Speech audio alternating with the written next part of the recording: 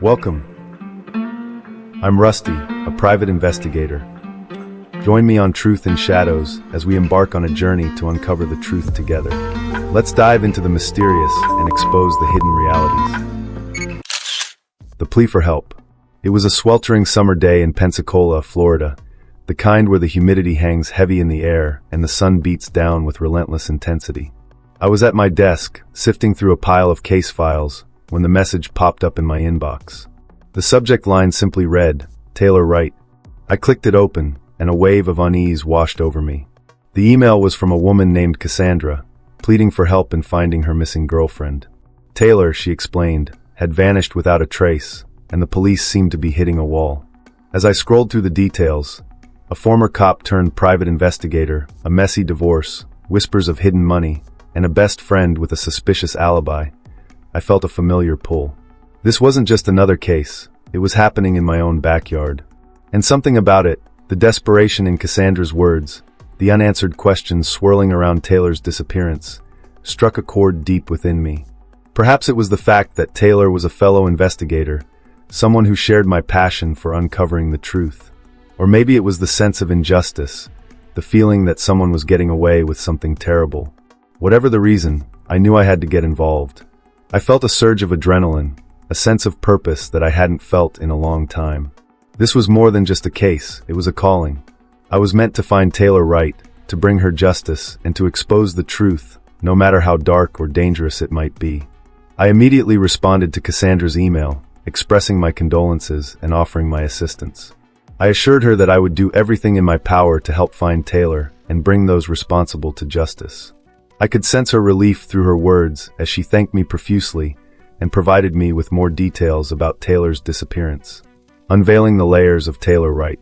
My first order of business was to learn everything I could about Taylor Wright. Who was this woman who seemed to have vanished into thin air?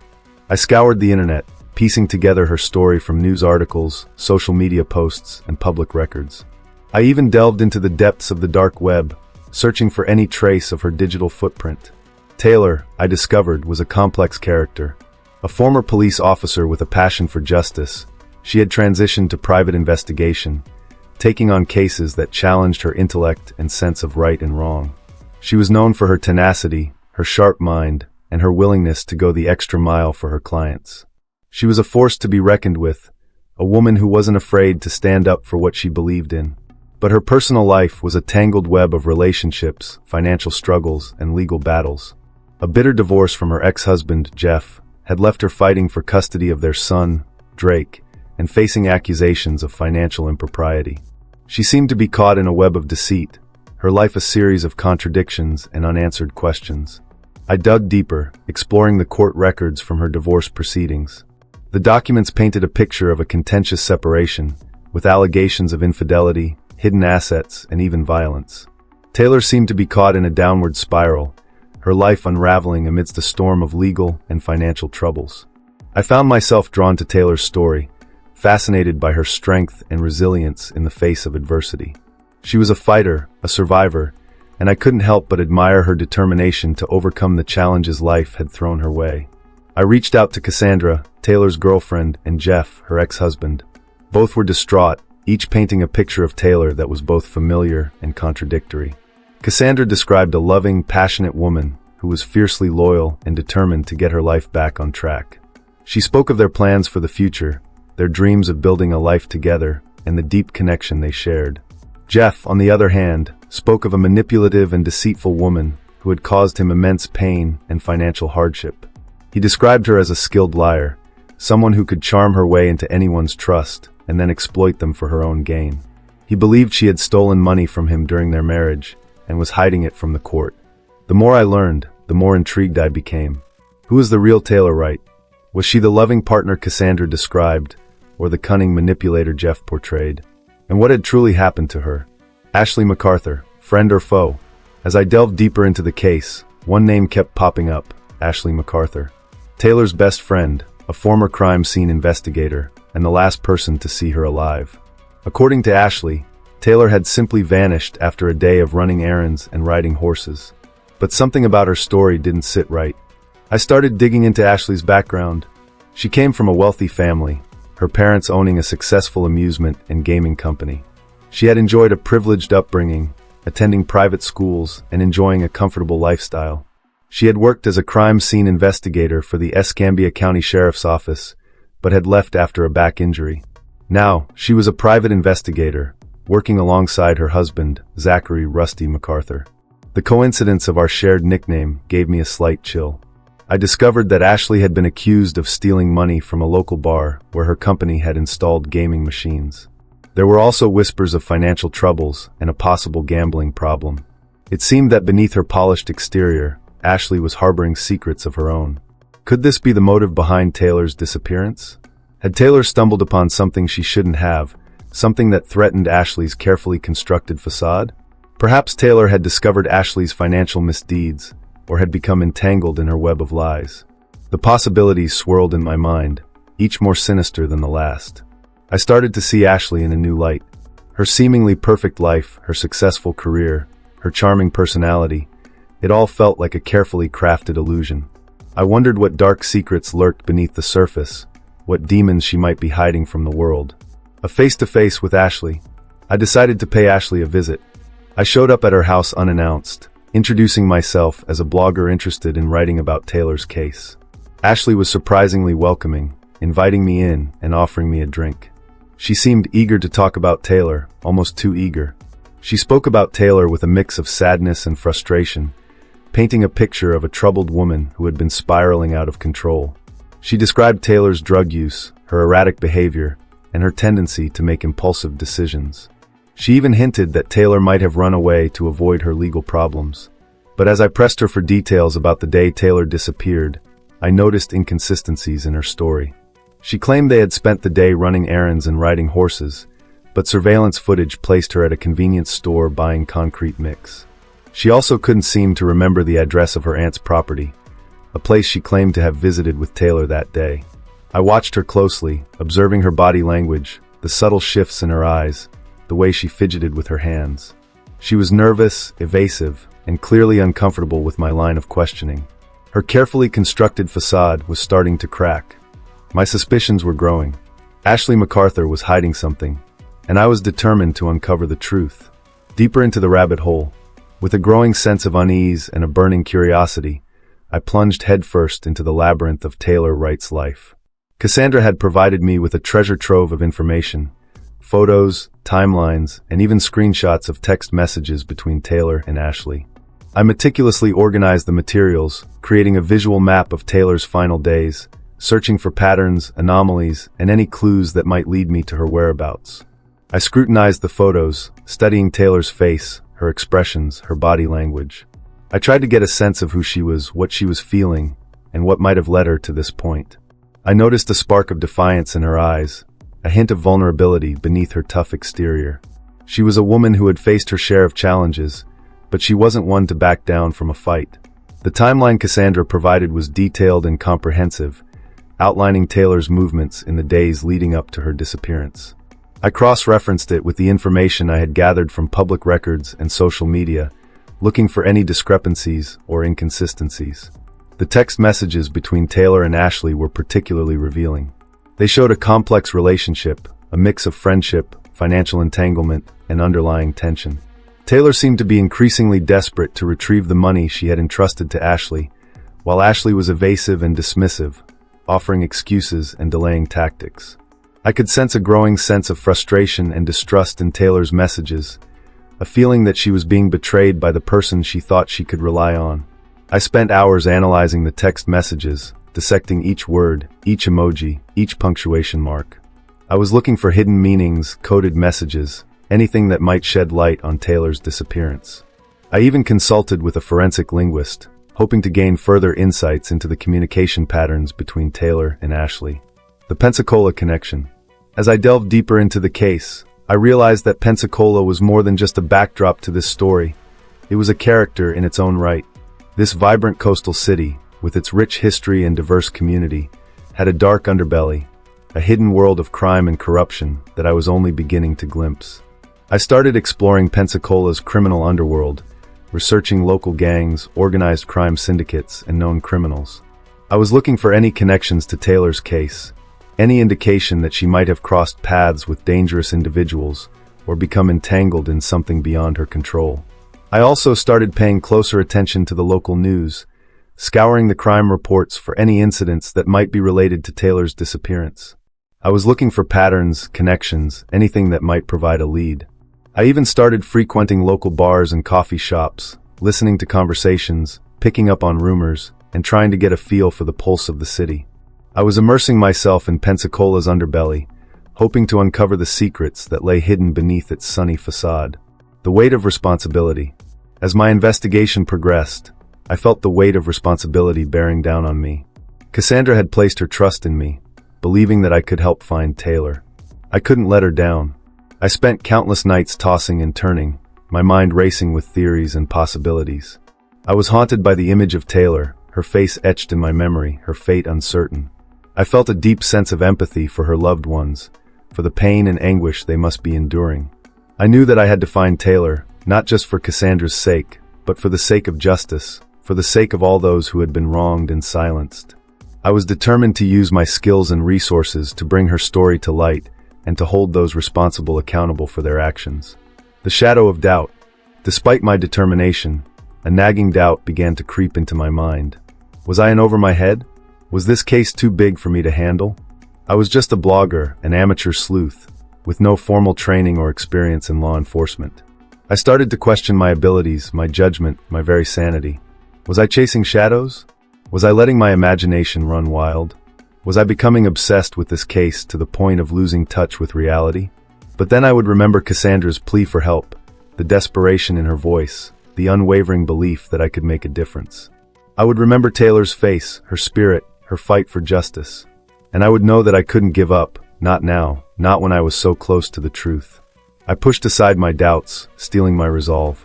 I would see this through to the end, no matter the cost. I would find Taylor Wright, and I would bring her justice. The woman behind the smile. Ashley MacArthur. The name echoed in my mind, a constant refrain in the symphony of this investigation. Who is this woman, this enigmatic figure who held the key to Taylor Wright's fate? I needed to understand her, to peel back the layers of her personality and uncover the truth beneath her carefully constructed facade. I delved into her past, tracing her footsteps from her privileged upbringing in Pensacola to her career as a crime scene investigator. I interviewed her former colleagues, her neighbors, and anyone who might offer a glimpse into her character. A picture began to emerge of a woman driven by ambition, a woman who craved recognition and success. She was intelligent, charismatic, and fiercely independent. But there was also a darker side to her personality, a hint of ruthlessness and a tendency to manipulate those around her. I learned about her marriage to Zachary, a former police officer who now worked alongside her as a private investigator. Their relationship seemed strained, marked by financial difficulties and a lack of communication. I wondered if Zachary was aware of his wife's secrets, if he suspected her involvement in Taylor's disappearance. I also dug deeper into Ashley's financial situation. Despite her family's wealth and her successful career, she seemed to be perpetually in debt. I uncovered records of unpaid loans, gambling debts, and even a lawsuit filed against her by a former business partner. Was Ashley's financial desperation the motive behind Taylor's disappearance? Had she stolen Taylor's money to solve her own financial woes? A trail of deception. The more I learned about Ashley, the more convinced I became that she was involved in Taylor's disappearance. But I needed concrete evidence, something that would link her directly to the crime. I revisited the timeline Cassandra had provided, focusing on Ashley's movements in the days leading up to Taylor's disappearance. I scrutinized the surveillance footage from the convenience store where Ashley had purchased the concrete mix. I even visited the store myself, trying to retrace her steps, to get a feel for what she might have been thinking or planning. I also obtained Ashley's cell phone records, hoping to track her movements on the day Taylor disappeared. The records showed that she had been in the vicinity of her aunt's property, a place she had denied visiting. This was a significant breakthrough, a clear indication that Ashley was lying about her whereabouts. The concrete clue. I left Ashley's house feeling more determined than ever to uncover the truth. I knew she was involved in Taylor's disappearance, but I needed to find the missing piece of the puzzle, the clue that would link her directly to the crime. I revisited the surveillance footage from the convenience store, focusing on the concrete mix Ashley had purchased. I consulted with a construction expert, who explained that the type of concrete mix Ashley had bought was typically used for small-scale projects, such as patching holes or setting fence posts. A chilling thought struck me. Could Ashley have used the concrete mix to dispose of Taylor's body? Had she buried her on her aunt's property, using the concrete to weigh down the body and prevent it from being discovered? I decided to investigate Ashley's aunt's property. I drove out to the rural area where the property was located, a sprawling expanse of land with a dense wooded area and a small lake. I spent hours searching the property, looking for any signs of disturbance, any indication that something might be buried there. As I was searching near the fence line, I noticed a patch of ground that looked suspiciously disturbed. The soil was freshly turned, and there were faint tire tracks leading to the area. I knelt down and examined the ground more closely. I could see traces of concrete mixed in with the soil. My heart pounded in my chest. Could this be where Ashley had buried Taylor's body? A midnight excavation. I knew I couldn't wait for the police to obtain a search warrant. Every minute counted. I decided to take matters into my own hands. Under the cover of darkness, I returned to the property with a shovel and a flashlight. I started digging in the area where I had found the disturbed soil. The ground was hard and unforgiving, but I dug with a feverish intensity, fueled by adrenaline and a sense of urgency. After what felt like an eternity, my shovel struck something solid. I dropped to my knees and frantically brushed away the dirt. A wave of nausea washed over me as I realized what I had found. It was a human skull, a gruesome revelation. The sight of the skull, pale and lifeless, sent a shiver down my spine. The realization that I had stumbled upon human remains, that I was standing on the very ground where a life had been taken, filled me with a mix of horror and a strange sense of responsibility. I had to tread carefully to preserve the scene, to ensure that every piece of evidence remained undisturbed. I marked the location with a small flag and carefully backed away, my mind racing with questions. Was this Taylor? Had Ashley brought her here and buried her in this secluded spot? The concrete mix, the disturbed soil, the tire tracks, it all pointed to Ashley's involvement. But I needed confirmation, I needed proof. I contacted the police, reporting my discovery and providing them with the location of the property. I explained that I was an amateur investigator working on Taylor Wright's case, and that I had reason to believe her body might be buried on the property. The dispatcher seemed skeptical at first, but I could hear the urgency in her voice as she dispatched officers to the scene. I waited anxiously for their arrival, pacing back and forth, my mind a whirlwind of thoughts and emotions. I felt a strange mix of fear and excitement, a sense of dread mixed with a sense of accomplishment. I had found Taylor, or at least what remained of her. But what would happen next? Would Ashley be arrested? Would justice be served? The official investigation. When the police arrived, I led them to the spot where I had found the skull. They cordoned off the area and began a meticulous search of the property. Forensic teams meticulously combed the scene, collecting evidence and documenting every detail. I watched from a distance, my heart pounding in my chest. I felt a surge of adrenaline as I witnessed the machinery of justice in motion.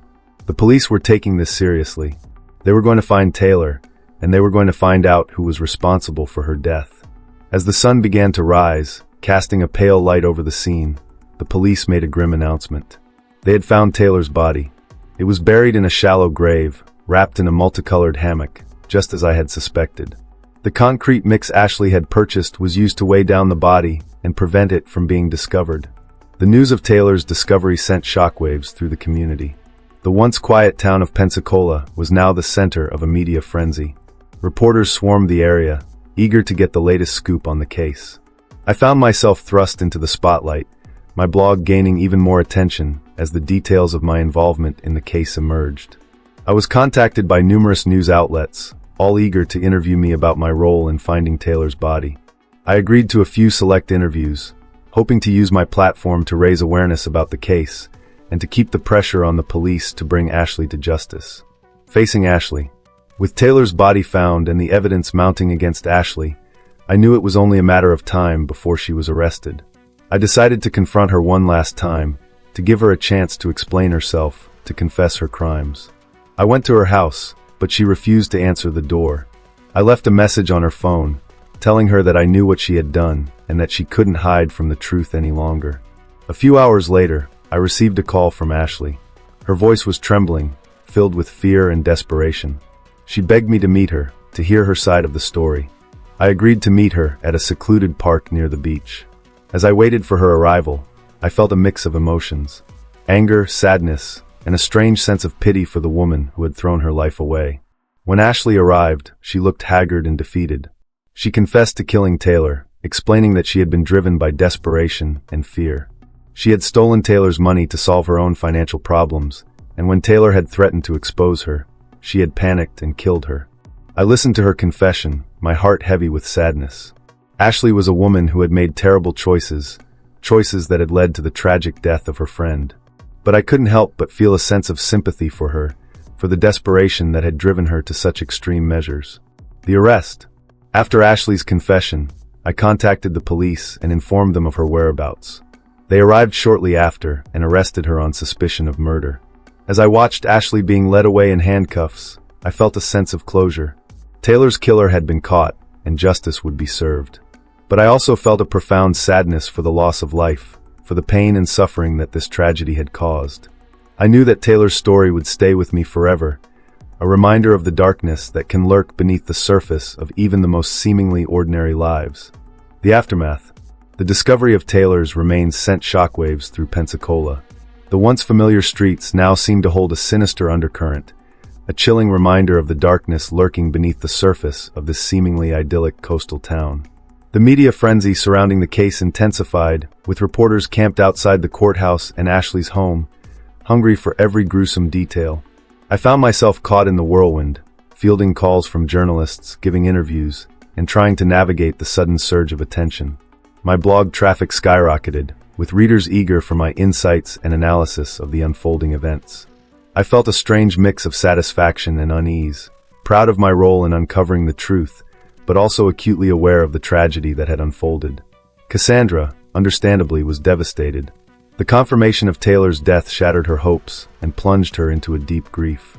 I maintained contact with her, offering support and sharing any updates I received from the police.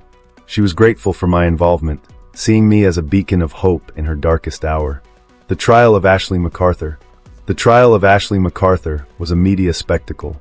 The courtroom was packed with reporters, spectators, and Taylor's family and friends, all eager to witness justice being served. I attended every day, sitting in the gallery, observing the proceedings with a keen eye. The prosecution presented a compelling case, laying out a trail of evidence that pointed directly to Ashley's guilt. The surveillance footage, the cell phone records, the concrete mix, the disturbed soil on her aunt's property, it all painted a damning picture. Ashley's defense team tried to portray her as a victim of circumstance, a woman who had made mistakes but was not a murderer. They argued that Taylor's death was an accident, a tragic outcome of a heated argument that had spiraled out of control. But the jury was not swayed. After days of deliberation, they returned a guilty verdict. Ashley MacArthur was convicted of first-degree murder and sentenced to life in prison. As the judge read the verdict, I felt a wave of relief wash over me. Justice had been served. Taylor's killer had been held accountable for her actions. But the victory felt bittersweet. Nothing could bring Taylor back, and the pain of her loss would forever linger in the hearts of those who loved her. Unanswered questions. Despite the conviction, I couldn't shake the feeling that there were still unanswered questions, loose ends that needed to be tied up. I continued to investigate, digging deeper into Ashley's past, searching for clues that might shed light on her motives and her actions. I discovered that Ashley had a history of deceit and manipulation, dating back to her childhood. She had always been a master at playing the victim, at charming her way into people's trust, and then exploiting them for her own gain. I also learned that Ashley had been involved in a number of shady business dealings, including insurance fraud and embezzlement. It seemed that her entire life was built on a foundation of lies and deception. I began to wonder if Taylor's murder was just the tip of the iceberg. Was Ashley involved in other crimes? Were there other victims out there, their stories still untold? A deeper dive into Taylor's world. I also turned my attention back to Taylor, trying to understand her more fully, to piece together the puzzle of her life. I spoke to her friends, her family, and her former colleagues, gathering stories and anecdotes that painted a more complete picture of who she was. I learned that Taylor was a complex and contradictory figure, a woman who was both fiercely independent and deeply vulnerable. She had a strong sense of justice and a deep compassion for others, but she was also capable of making reckless decisions and hurting those she loved. I discovered that Taylor had been struggling with addiction and mental health issues in the years leading up to her death. She had been in and out of rehab, battling her demons and trying to find her way back to a stable life. I began to see Taylor in a new light, not just as a victim, but as a woman who had fought her own battles, who had faced her own demons, and who had ultimately lost her life to the darkness that consumed her friend. The ripple effect. The impact of Taylor's murder extended far beyond her immediate circle of family and friends. It shook the community of Pensacola, leaving a scar that would take years to heal. It also sparked a national conversation about violence against women, about the dangers of toxic friendships, and about the importance of seeking help for mental health issues. I used my blog to continue raising awareness about these issues, sharing Taylor's story, and encouraging others to speak out against injustice and to seek help when they needed it. I became an advocate for victims' rights, using my platform to give a voice to those who had been silenced. A sense of closure. As the dust settled on the trial and the media frenzy subsided, I felt a sense of closure. Taylor's killer had been brought to justice, and her story had been told. But I also knew that her legacy would live on, inspiring others to fight for justice and to never give up hope. I continued to write about Taylor's case, sharing updates and reflections on my blog. I also received countless messages from readers who had been touched by her story, thanking me for my work and expressing their support. I realized that my role in this case had extended far beyond that of an amateur sleuth. I had become a voice for Taylor, a champion for justice, and a beacon of hope for those who had lost loved ones to violence. Okay, let's move into the final chapter of Rusty's investigation. It's time to explore those lingering questions and reflect on the deeper implications of this tragic case. The trial had concluded, Ashley was behind bars, and the media circus had moved on. But for me, the story wasn't over. There were still threads to unravel, whispers in the shadows that hinted at a deeper truth. I was driven by a need to understand, to peel back the final layers of this complex case and expose the hidden currents that had led to Taylor's demise. My blog, Rusty's Case Files, became a platform for my continued investigation. I meticulously documented every new piece of information, every interview, every theory, inviting my readers to join me on this journey of discovery. The response was overwhelming. People from all over the country, even the world, reached out, offering their support, sharing their own insights, and urging me to keep digging. I felt a profound sense of responsibility to these readers, to Taylor's memory, and to the pursuit of justice. I was no longer just a blogger. I was a conduit for the truth, a voice for the voiceless. The untold story of Taylor Wright. My focus shifted back to Taylor. I wanted to understand her more fully, to move beyond the headlines and the courtroom narratives, and to paint a complete picture of her life, her struggles, and her triumphs. I revisited my interviews with Cassandra and Jeff, seeking new perspectives and insights. I also reached out to Taylor's friends, family members, and former colleagues, people who had known her intimately and could offer a glimpse into her true nature. A portrait emerged of a woman who was both strong and vulnerable, fiercely independent yet deeply yearning for connection. Taylor had battled her own demons, wrestling with addiction and mental health issues while navigating a tumultuous personal life. She was a fighter, a survivor, but she was also deeply flawed, capable of making impulsive decisions that had far-reaching consequences. I began to understand the complexities of Taylor's relationship with Ashley. It was a bond forged in shared experiences, in a mutual understanding of the challenges faced by women in law enforcement. But it was also a relationship fraught with tension, fueled by financial dependence and a power imbalance that ultimately led to betrayal and tragedy. The web of deceit. As I delved deeper into Ashley's past, I uncovered a pattern of manipulative behavior and a disturbing tendency to exploit those around her.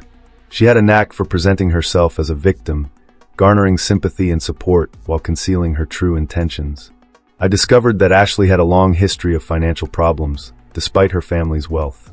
She had a gambling addiction, a penchant for risky investments, and a habit of living beyond her means. This financial desperation, I realized, was the driving force behind her actions. I also uncovered evidence that Ashley had been involved in other crimes, including insurance fraud and identity theft. It seemed that her entire life was a carefully constructed facade, a web of lies designed to conceal her true nature. A town divided. The Taylor Wright case had a profound impact on the Pensacola community. It exposed the dark underbelly of this seemingly idyllic town, revealing a world of secrets, betrayals, and hidden agendas. The case also sparked a debate about the role of women in law enforcement, the challenges they face, and the pressures they endure. Taylor's story became a symbol of the struggles faced by many women in male-dominated professions, highlighting the need for greater support and understanding. The community was divided in its opinions about Ashley. Some saw her as a cold-blooded killer, a woman who had betrayed her friend and deserved the harshest punishment. Others saw her as a victim of circumstance, a woman who had made mistakes but was ultimately driven by desperation. I found myself caught in the middle of this debate, trying to reconcile the conflicting narratives and to understand the complexities of human nature. Reflections on justice. The Taylor Wright case forced me to confront some difficult questions about justice, morality, and the human condition. What drives someone to commit such a heinous crime? Can we ever truly understand the motivations behind another person's actions? And what does it mean to seek justice in a world where the lines between right and wrong are often blurred? I grappled with these questions in my blog posts, inviting my readers to join me in this exploration of the human psyche. We debated the nature of evil, the role of forgiveness, and the possibility of redemption. I realized that justice is not always black and white. It is a complex and multifaceted concept, shaped by individual experiences, cultural norms, and societal values. In the case of Taylor Wright, justice was served in the legal sense, but the emotional scars of her loss would linger forever. The power of truth. Despite the darkness and tragedy of the Taylor Wright case, I also found hope in the power of truth. By uncovering the truth, by exposing Ashley's lies and bringing her to justice, I had played a small part in restoring a sense of order and balance to the world. I realized that the pursuit of truth is a fundamental human need, a driving force that compels us to seek answers, to make sense of the world around us, and to hold those in power accountable for their actions. The Taylor Wright case taught me that the truth, no matter how painful or difficult, has the power to heal, to empower, and to inspire. It is a beacon of hope in the darkest of times, a reminder that even in the face of tragedy, we can find strength in our shared humanity. Moving forward, the Taylor Wright case will always be a part of me. It shaped my understanding of the world, my belief in the power of truth, and my commitment to justice. I continue to write about true crime, using my platform to raise awareness about important issues and to give a voice to those who have been silenced. I also continue to receive messages from readers who have been touched by my work, thanking me for my dedication and sharing their own stories of loss and resilience. The Taylor Wright case taught me that even in the darkest of times, there is always hope. There is always the possibility of redemption, of healing, and of finding meaning in the face of tragedy. And there is always the power of truth to guide us towards a better future.